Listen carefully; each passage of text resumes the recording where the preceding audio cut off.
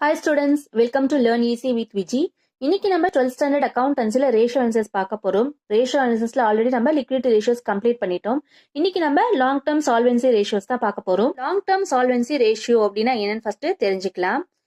Long term solvency அப்படின்னா long term அப்படின்னா நீண்ட கால அப்படின்னு அர்த்தம். சால்வென்சி அப்படின்னா கடனை தீர்க்கும் திறன் அப்படின்னு அர்த்தம். ஒரு ஃபர்ம் அதாவது ஒரு பிசினஸ் கன்சர்ன்ல இரண்டு வகையான கடன்கள் இருக்கும், அதாவது லைபிலிட்டிஸ் இருக்கும். ஒன்னு ஷார்ட் டேர்ம் லைபிலிட்டிஸ், இன்னொன்னு long term liabilities. Short term liabilities தான் நம்ம என்னன்னு சொல்லுவோம், கரண்ட் லைபிலிட்டிஸ் அப்படின்னு சொல்லுவோம். இப்ப நம்ம படிக்க போறது லாங் டேர்ம் லைபிலிட்டிஸ், அதாவது நீண்ட கால கடன்கள். ஒரு ஃபர்மோட எபிலிட்டி எப்படி இருக்கு, நீண்ட கால கடன்களை பொறுத்த வரைக்கும் அவங்களோட அந்த கடனை தீர்க்கிற திறன் எப்படி இருக்கு அப்படின்றத பத்தி படிக்கிறது தான் லாங் டேர்ம் சால்வென்சி ரேஷியோஸ் அப்படின்றது.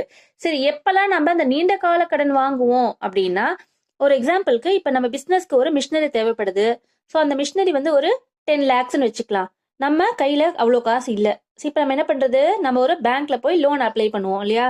என்னோட பிசினஸ்க்கு ஒரு மிஷினரி தேவைப்படுது, அதனால எனக்கு லோன் தேவைப்படுது அப்படின்னு சொல்லிட்டு நம்ம அப்ளை பண்ணுவோம். ஸோ அதுக்கான ஃபார்மாலிட்டிஸ் எல்லாம் நம்ம நிறைய ஃபுல்ஃபில் பண்ண வேண்டியிருக்கும். ஸோ அதெல்லாம் ஃபுல்ஃபில் பண்ணிட்டு நமக்கு அவங்க லோனையும் கொடுத்துருவாங்க.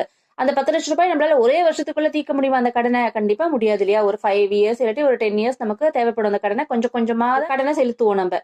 அப்படி இருக்கும்போது இந்த மாதிரி ஒரு லாங் ரன்ல ஒரு லயபிலிட்டி இருக்கும்போது அந்த லயபிலிட்டிய, அதாவது அந்த கடனை தீர்க்கிற எபிலிட்டி வந்து அந்த ஃபர்முக்கு எப்படி இருக்கு, அந்த பிசினஸ்க்கு எப்படி இருக்கு அப்படின்றத பத்தி படிக்கிறது தான் லாங் டேர்ம் சால்வென்சி ரேஷியோஸ் அப்படின்றது. ஒரு பிசினஸோட லாங் டேர்ம் சால்வென்சியை கண்டுபிடிக்கிறதுக்கு நமக்கு 3 ரேஷியோஸ் இருக்கு. அந்த 3 ரேஷியோஸை கால்குலேட் பண்ணா நமக்கு ஒரு பிசினஸோட லாங் டேர்ம் சால்வென்சி என்னன்றது தெரிஞ்சிடும். அது என்னென்ன ரேஷியோஸ் அப்படின்னா, debt equity ratio, proprietary ratio, capital gearing ratio.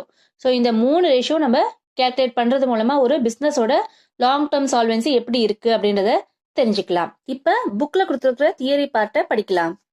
Long-term solvency means the firm's ability to meet its liabilities in the long run.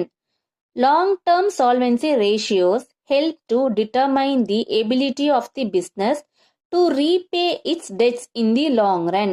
The following ratios are normally computed for evaluating long-term solvency of the business: debt equity ratio, proprietary ratio, and capital gearing ratio. இந்த 3 ரேஷியோஸையும் நம்ம next வீடியோஸ்ல டீட்டெயிலா பார்க்க போறோம். கூடவே நம்ம அது கூட சம்ஸையும் போட போறோம். ஸோ கண்டிப்பா இப்போ உங்களுக்கு நல்ல அண்டர்ஸ்டாண்டிங் கிடைக்கும். இன்னைக்கு நம்ம லாங் டேர்ம் சால்வென்சி ரேஷியோஸ் அப்படின்னா என்னன்னு புரிஞ்சுக்கிட்டோம்.